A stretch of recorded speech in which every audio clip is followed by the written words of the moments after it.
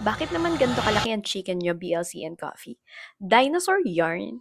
Merong bago sa menu ng BLC and Coffee. Kung hindi nyo pa napupuntahan ng cafe na to, you should try it. They're located sa second floor ng Yellow Cup Building, DRT Highway, Santo Cristo, Pulilan, Bulacan. Commuter-friendly ang cafe na to kasi sa gilid lang ng kalsada at malapit pa sa sakayan. Sobrang homey at peaceful ng vibe ng cafe na to.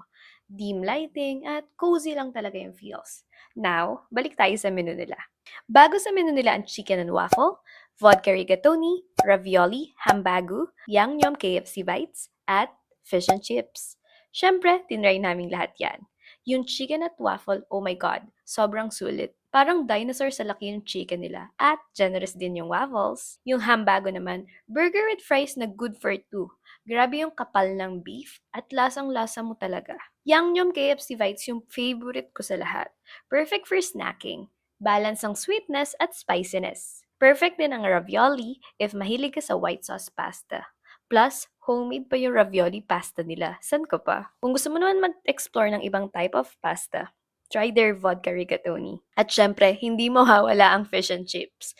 Ewan ko na lang talaga kung mabitin ka pa sa laki ng fish nila. Isa pa sa sikat sa BLCN ang coffee brews nila. Tinry namin ang sea salt foam latte at dirty horchata.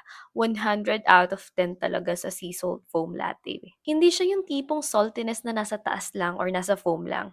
Dito, perfectly blended talaga all throughout your drink. So, kung naghahanap ka ng bagong cafe tambayan sa Pulilan, Bulacan, try mo sa BLC and Coffee. Na-try nyo na ba sa BLC and Coffee? Ano ang experience nyo?